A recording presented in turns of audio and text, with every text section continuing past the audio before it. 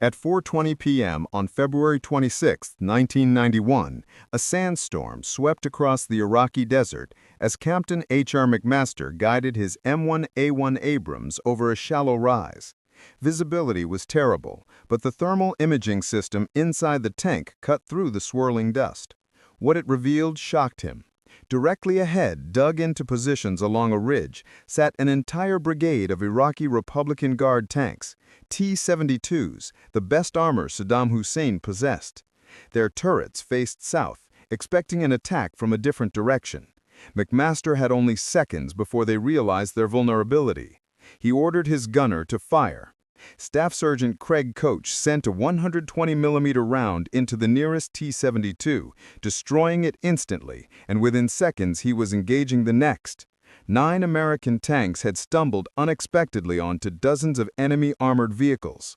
What followed over the next 23 minutes would become legendary. 28 Iraqi tanks, 16 armored personnel carriers, and 30 trucks destroyed, with 0 American casualties. The engagement came to be known as the Battle of 73 Easting, often described as the last great tank battle of the 20th century. To understand how a small U.S. cavalry troop achieved what military theorists once considered impossible, one must understand the strategic, doctrinal, and technological forces that led them to that barren stretch of desert. For more than 40 years, American military planning revolved around one scenario: a Soviet armored thrust across the plains of West Germany. From the end of World War II, the U.S. and NATO braced for a conflict in which tens of thousands of Soviet tanks would attempt to overwhelm Western defenses. With the Warsaw Pact enjoying a numerical advantage of roughly 3-1, American planners realized they could not fight a traditional attritional tank versus tank battle. They needed a new way.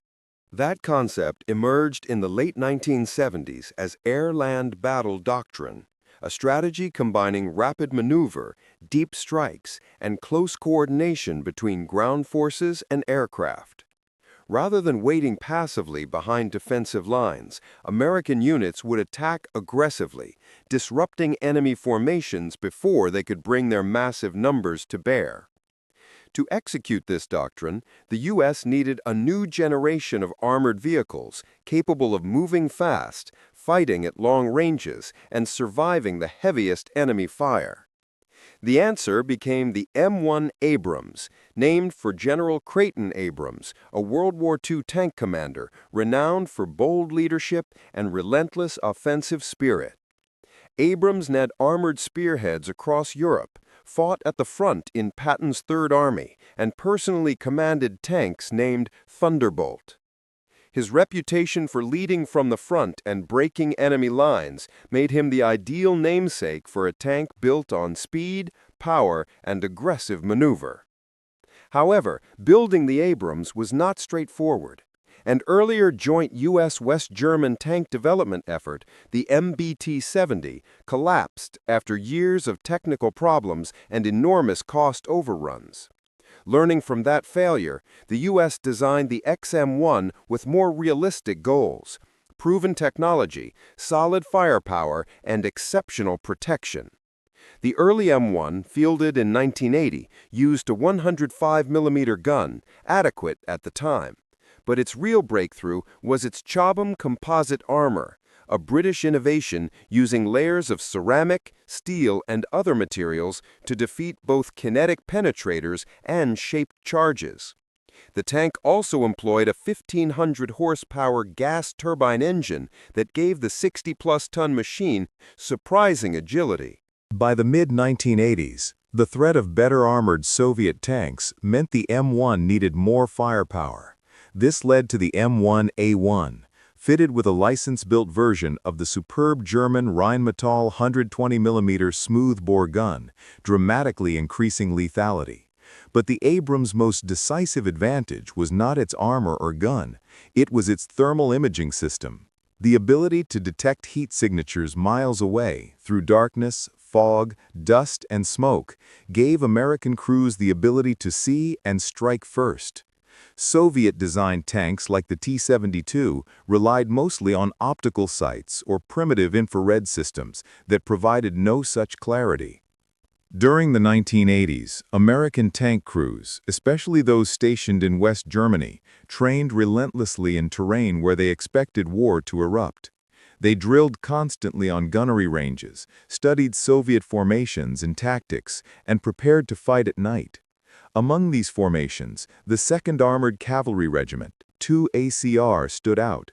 This regiment patrolled the Iron Curtain for decades, acting as the first line of defense. Their mission was to detect any attack, engage long enough to understand its direction and strength, and then fall back while heavier divisions moved into place. It was a dangerous assignment, requiring exceptional discipline, situational awareness, and technical skill. One of the young officers in 2ACR was Captain H.R. McMaster, a West Point graduate from a military family.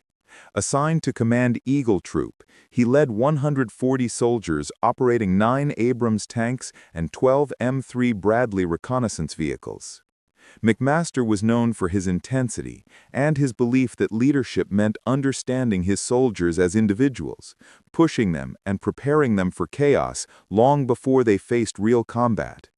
Even a serious training collision, when his tank struck a Bradley during a night exercise, did not deter his focus. When Saddam Hussein invaded Kuwait on August 2, 1990, the Cold War mission of 2ACR suddenly transformed into a real-world operation. Iraq possessed the world's 4th largest army, with more than 5,500 tanks. The elite Republican Guard divisions, including the Tawakna Division, whose tanks McMaster would later encounter, represented Saddam's most loyal and best-equipped troops. Their T-72s were formidable, but suffered from export downgrades, weak training, and inferior optics. As President Bush assembled a coalition to expel Iraqi forces from Kuwait, the U.S. 7th Corps deployed from its bases in Germany to Saudi Arabia, an enormous logistical undertaking. The 2nd ACR arrived in December 1990 and spent months adapting to desert operations. The environment was harsh. Sand clogged engines, wore out tracks, and interfered with electronics. Crews had to clean and maintain equipment constantly. Navigation in a featureless desert required new methods. Through all of this, McMaster pushed his unit hard, emphasizing night operations and rapid target engagement. On January 17, 1991, the air campaign began. For 38 days, coalition aircraft devastated Iraqi infrastructure, command centers, and frontline units. The Republican Guard remained disciplined, but suffered heavy losses of equipment, ammunition, and morale. The ground war began on February 24th. While Marines and Arab forces attacked Kuwait directly, U.S. heavy divisions executed a massive left hook through the desert into Iraq. The 2nd ACR led the advance, charged with finding the enemy and fixing him in place. For 3 days they met little resistance, until McMaster's tank crested that rise at 73 Easting and found the Republican Guard waiting. The battle that followed validated decades of American doctrine. Superior training, unmatched thermal sights, faster engagement times, and overwhelming firepower allowed a small U.S. force to obliterate a much larger enemy before the Iraqis even understood what was happening.